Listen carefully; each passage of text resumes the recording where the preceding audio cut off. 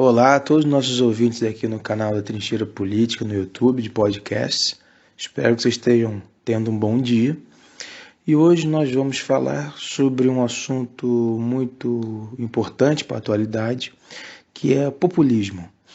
Mas o populismo é um conceito muito amplo, então nós vamos focar no que está mais em pauta hoje, que é o populismo de direita, como nós vimos com a vitória de Boris Johnson nas eleições do parlamento, com consequências diretas ao projeto político do Brexit, e além do populismo de Bolsonaro, presidente do Brasil, o populismo de Trump, presidente dos Estados Unidos, e entre outros populistas que vocês podem conhecer, né?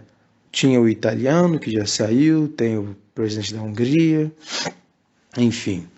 O que não falta são exemplos, mas os três mais destacados na mídia são Trump, Bolsonaro e Boris Johnson. Bom, então, o que é importante nós entendermos sobre o populismo?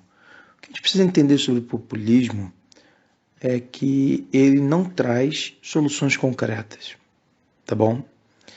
O populismo, se eu posso fazer esse tipo de comparação, seria como um esquema de pirâmide. Você sabe o que é um esquema de pirâmide financeiro? O esquema de pirâmide financeira é basicamente a promessa de lucro fácil, com pouco esforço, sendo que você precisa chamar mais pessoas para participarem desse seu esquema e o seu lucro vem do trabalho dos outros. Ou seja, se você está trabalhando no esquema de pirâmide, para você realmente ganhar dinheiro, você precisa que outra pessoa que você convidou trabalhe por você, né? Então cada pessoa chama mais uma pessoa, e quanto mais pessoas você chamar, mais você ganha, porque o seu verdadeiro lucro vem da porcentagem daquilo que o seu antecessor vende, produz. Ou seja, se eu, João, ganho R$10 para cada venda, é muito pouco, mas se eu chamo mais 5 pessoas e eu ganho 50% dos R$10 que cada uma dessas 5 pessoas vendem, veja como que eu começo a ganhar dinheiro. Então o esquema de pirâmide, ele é assim, ele só ganha dinheiro se você atrair várias pessoas. Então qual é a graça do populismo? A graça do populismo é mais ou menos um esquema de pirâmide. Você precisa convencer as pessoas a apoiá-lo, né? Apoiar você, se você for populista. Você faz promessas como enriquecimento rápido, empregos à vontade para todo mundo, bons empregos, ótimos salários, e vai dizer que vai melhorar a saúde pública, vai dizer que todo mundo vai poder comer, vai dizer, por exemplo, que os imigrantes não vão mais invadir o país, vai dizer que vai ganhar a guerra, enfim, qualquer coisa que as pessoas queiram ouvir, o populista vai dizer. Então o esquema de pirâmide é a mesma coisa. O que você quer ouvir no esquema de pirâmide? Você quer ouvir que você vai ganhar bastante dinheiro, que você vai ganhar dinheiro fácil, que você não precisa sair de casa, basta fazer um pequeno investimento de R$100, que então em apenas 2 semanas de trabalho você recupera esse investimento. Ou seja, são promessas que são boas demais para serem verdade e que mesmo que fossem verdade, quando você questiona, ele não te dá uma resposta exata, porque ele não tem a resposta. Então, o esquema de pirâmide e o populismo são muito parecidos. Eles só conseguem existir porque eles falam aquilo que você quer ouvir e te colocam para trabalhar para eles. Então eles inventam uma utopia ou um sonho ou, enfim, um resultado concreto. Eles prometem um resultado concreto, mas na verdade eles estão mexendo com os seus sentimentos, né, com os seus desejos internos. Então hoje nós temos a ascensão do populismo de direita, podia ser de esquerda, mas hoje nós temos mais de direita, que é justamente por causa das imigrações e do capitalismo globalizante, né? O que é a questão das imigrações? As imigrações dos países da África e do Oriente Médio estão provocando no Ocidente uma reação cultural, ou seja, grupos mais conservadores e extremistas estão sentindo que a sua, entre aspas, cultura está sendo destruída por, entre aspas, a cultura externa, ou seja, uma espécie de guerra cultural. O outro ponto é a questão da globalização. O que aconteceu na globalização? O resultado da globalização é que, considerando determinados limites, evidentemente, o pãozinho que eu produzo aqui no Brasil, se ele for mais barato do que o pãozinho que o americano produz, os americanos vão comprar o meu pão e não o pão americano. Entende? Então, se uma empresa brasileira, uma padaria brasileira, faz um pão melhor ou mais barato, ou melhor e mais barato que o padeiro americano, os americanos, os consumidores americanos vão passar a comprar o meu pão. Aqui do Brasil, eu vou pegar e vou mandar lá para os Estados Unidos. Acontece que as padarias americanas vão falir. Porque quem vai querer comprar o pão americano se o pão brasileiro é mais barato, mais gostoso? Então a globalização, se por um lado ela permite que haja uma troca de produtos e de dinheiro sem limites no sentido de territorialidade, ou seja, você pode entrar na internet e comprar uma moeda chinesa, você pode entrar na internet e comprar uma passagem aérea para qualquer lugar do mundo, você pode entrar na internet e você pode se candidatar ao emprego em qualquer lugar do mundo, você pode se candidatar a uma faculdade em qualquer lugar do mundo, ou seja, não há mais um limite espacial graças à internet e à globalização das instituições, né? Ou seja, a globalização do próprio dinheiro. Só que isso tem uma consequência que supostamente todos estão competindo contra todos. Evidentemente eu estou colocando aqui sem nenhum tipo de limite, que existem limites, né? Para cada país vai ter as suas leis. Mas a consequência que as pessoas percebem é essa, ou seja, o produtor de leite do interior de Portugal começa a ganhar menos dinheiro ou até a falir, porque a Espanha, que está do lado de Portugal, vende um leite mais barato. Então os portugueses, como tudo é regido por dinheiro quase na nossa sociedade moderna, o cara vai chegar no supermercado, vai ver lá o leite português, €1. Vai olhar leite espanhol, 80 centavos de euro, ele vai comprar o leite espanhol. Então isso começa a provocar uma revolta, uma revolta nacionalista, mas que ocorre devido a questões econômicas, tipo, por que o Estado português não protege o produtor de leite? Por que o Estado americano não protege o pãozinho americano, lá, o padeiro americano?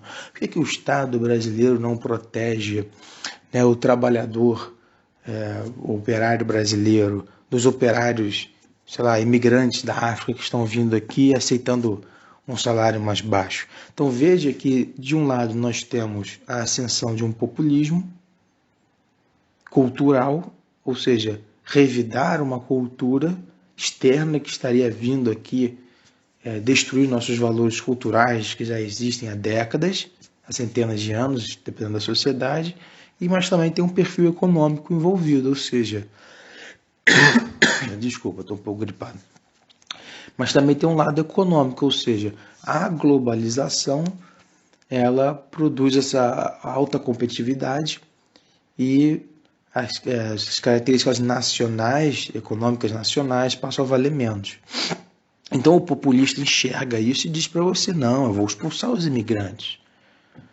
Aí ele chega para você e diz, não, o pãozinho que você vai comer vai ser o pãozinho americano. Nós, americanos, vamos comer o pãozinho americano, porque o pão americano é o pão do povo, é o pão que traz os valores tradicionais da culinária americana.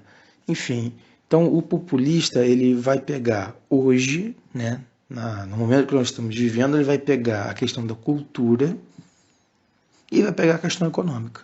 E vai dar soluções simples. Por exemplo, vamos expulsar os imigrantes.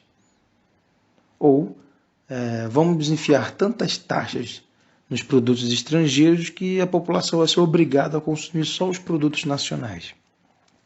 Vejam que eu não estou dando aqui juízo de valor. Eu não estou dizendo que isso é necessariamente certo ou errado. O que eu estou dizendo aqui para vocês é que é uma solução simplista. O populista nunca vai se debruçar para um debate sério, para um debate científico, para um debate democrático. Ele não vai aceitar opiniões diferentes da dele. O objetivo do populista, ao se utilizar da cultura e da economia, né, dessa guerra cultural que está acontecendo hoje em dia no Ocidente, dessa guerra econômica que também está acontecendo no Ocidente, é justamente que ele se mantenha no poder. O objetivo do populista é se manter no poder e aplicar aquilo que ele acha que é certo. Então, por exemplo, o populista odeia estrangeiros, mas ele não consegue te convencer a odiar um estrangeiro, porque as pessoas normalmente não odeiam muito as outras pessoas, na minha concepção, pelo menos. Então, o que ele diz para você? Ele diz que o estrangeiro está roubando o seu emprego. Por exemplo, a gente poderia chegar e concluir que talvez nós estejamos ficando sem emprego porque os cursos de graduação hoje, por exemplo, no Brasil, não atendem mais às necessidades daquilo que se espera de um profissional. Então a gente podia debater, né? Poxa, qual será o futuro da educação brasileira? O que será que os jovens brasileiros têm que aprender?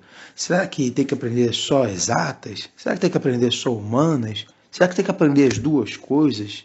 Será que a educação é mais do que aprender coisas para ir trabalhar? Será que a educação também tem um caráter humanista, civilizatório, ou seja, ser uma boa pessoa? O populista nunca vai discutir isso com você, porque ele não está interessado em nada disso. O que ele está interessado é se manter no poder, dizendo aquilo que você quer ouvir e dando soluções simples. Ah, tem problema de emprego? Expulsa os imigrantes.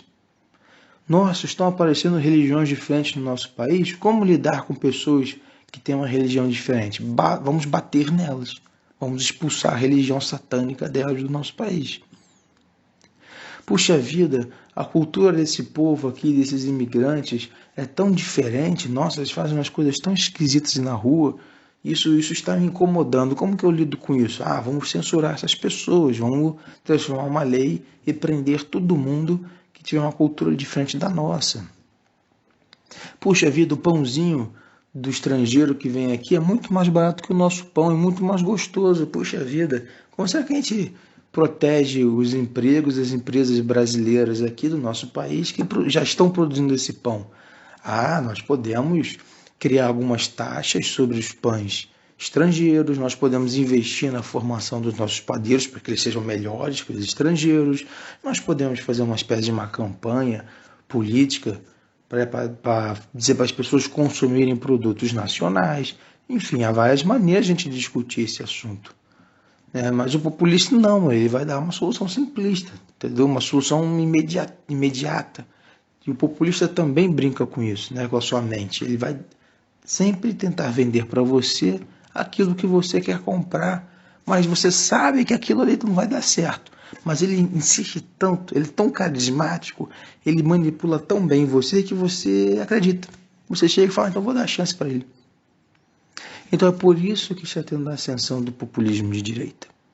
Nós vamos abordar isso muito mais em outros podcasts. Vamos falar mais sobre populismo, que é algo que infelizmente está voltando. E vamos dar exemplos históricos de populistas, tanto à direita quanto à esquerda, porque o populista é o que não falta na história da humanidade. É um tema muito polêmico, o populismo, e acho que por isso é muito interessante nós abordarmos aqui no canal. Então, espero que vocês tenham gostado do podcast, tenha feito vocês refletirem sobre isso. Não deixem de curtir o canal no YouTube, de clicar no sininho para receberem, os alertas de nossos novos podcasts aqui no YouTube.